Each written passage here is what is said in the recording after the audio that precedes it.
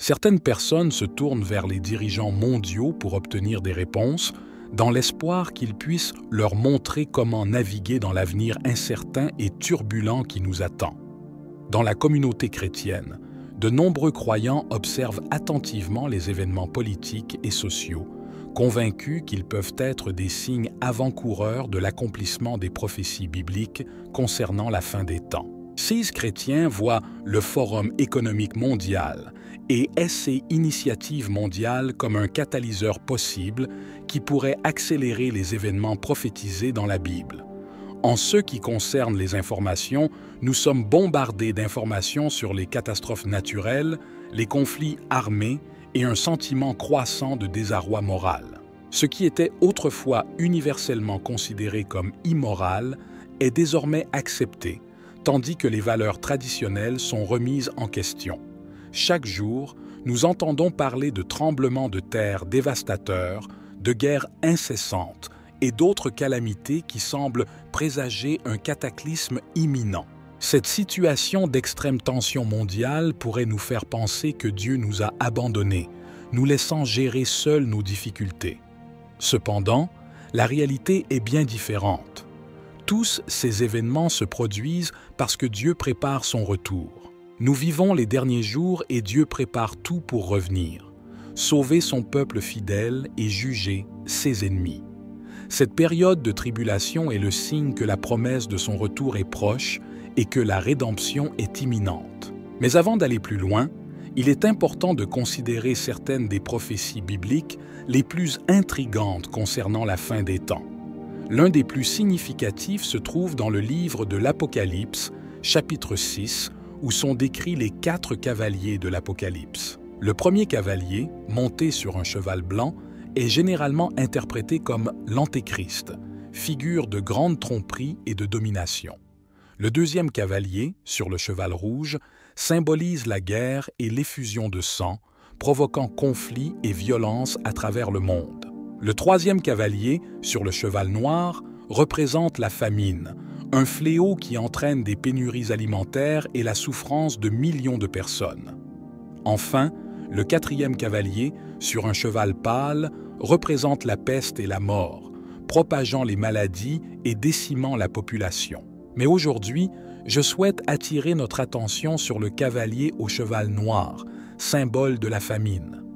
Récemment, Bloomberg a publié un article intitulé « Le nouveau cauchemar de la sécurité de l'Europe est l'approvisionnement alimentaire », qui indiquait que les responsables européens, les experts en alimentation et les représentants de l'industrie avaient été accueillis par des avertissements les invitant à s'attendre à un niveau de chaos, alors qu'ils participaient à un exercice de simulation de crise alimentaire à Bruxelles. Ce scénario, considéré comme improbable il y a encore quelques années, est désormais une véritable préoccupation. Les gouvernements ne se demandent plus si une crise alimentaire va survenir, mais plutôt combien de crises alimentaires ils pourront gérer en même temps. Un autre article de Bloomberg souligne comment la région la mieux nourrie du monde teste la résilience de son système alimentaire, soulignant un niveau d'inquiétude croissant parmi les gouvernements quant à la sécurité des approvisionnements de leur population. Au cours des 4 dernières années, de multiples chocs ont perturbé la manière dont les aliments sont produits, distribués et consommés. Face à ces inquiétudes, les gens sont divisés. Certains ne voient pas de crise à l'horizon, tandis que d'autres estiment qu'une crise alimentaire mondiale est inévitable. Dans Apocalypse 6, le cavalier sur le cheval noir représente la famine. Apocalypse 6 dit « Et j'entendis comme une voix au milieu des 4 êtres vivants disant « Une mesure de blé pour un denier et 3 mesures d'orge pour un denier, mais ne nuisez pas à l'huile ou à l'huile, le vin. » Ces paroles nous avertissent que pendant la période de tribulation, les gens gagneront à peine assez pour survivre. Les pénuries alimentaires joueront directement en faveur de l'Antéchrist, puisque personne ne pourra acheter ou vendre sans la marque de la bête. Imaginez que chaque supermarché ait des rayons vides et qu'il y ait peu ou pas de nourriture pour ceux qui n'ont pas la marque de la bête.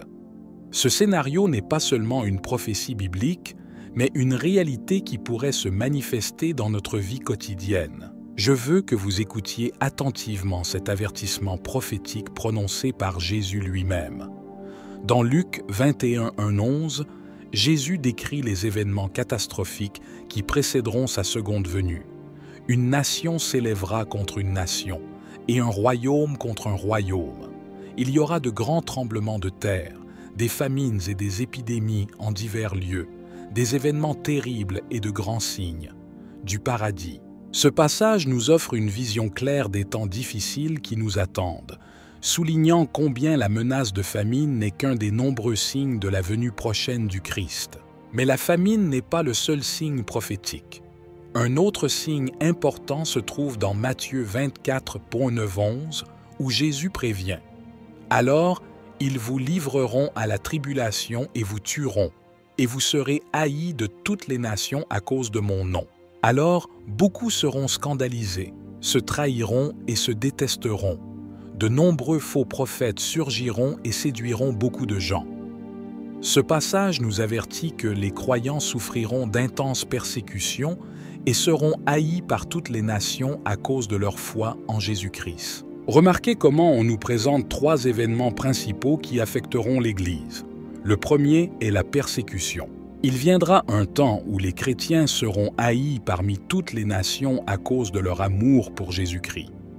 La persécution des chrétiens n'est pas seulement un événement futur, c'est déjà une réalité pour de nombreux croyants dans le monde d'aujourd'hui. La World Watch List est un rapport annuel publié par Open Doors, une organisation non gouvernementale qui soutient les chrétiens persécutés dans le monde.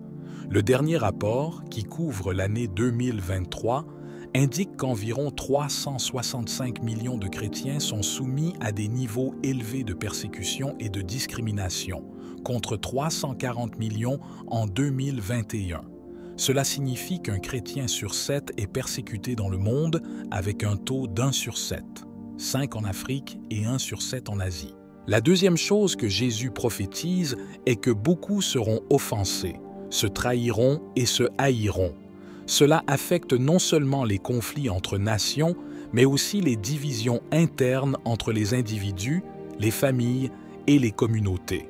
Les tensions sociales et politiques peuvent facilement dégénérer en hostilité personnelle, conduisant à un climat de méfiance et d'animosité généralisée. Dans un contexte d'intolérance religieuse croissante, les croyants peuvent se retrouver éloignés non seulement de la société dans son ensemble, mais aussi de leurs propres amis et familles. La troisième chose mentionnée par Jésus est la montée de nombreux faux prophètes qui séduiront beaucoup de gens. Ces faux prophètes peuvent prendre de nombreuses formes.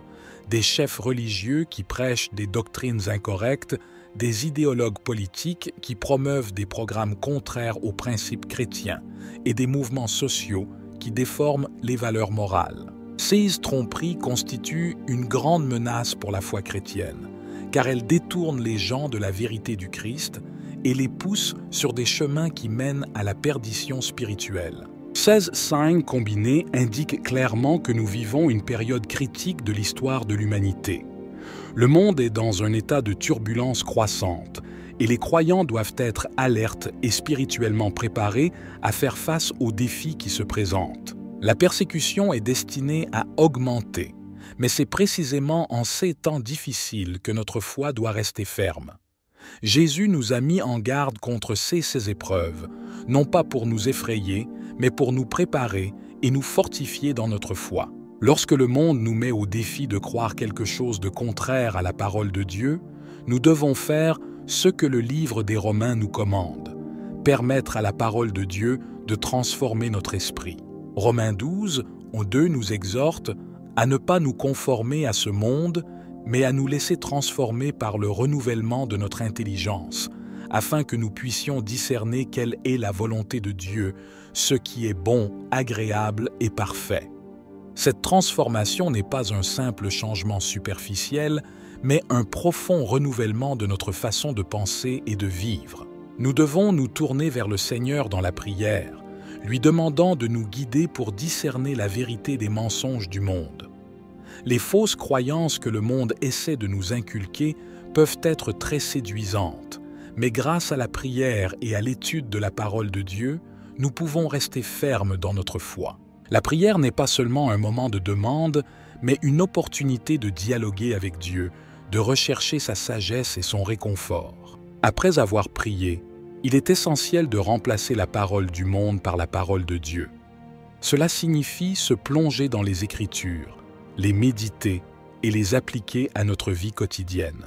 La Bible est une source inépuisable de vérité et de sagesse, et en lisant et en étudiant ces paroles, nous pouvons trouver la force et les conseils nécessaires pour affronter les défis du monde.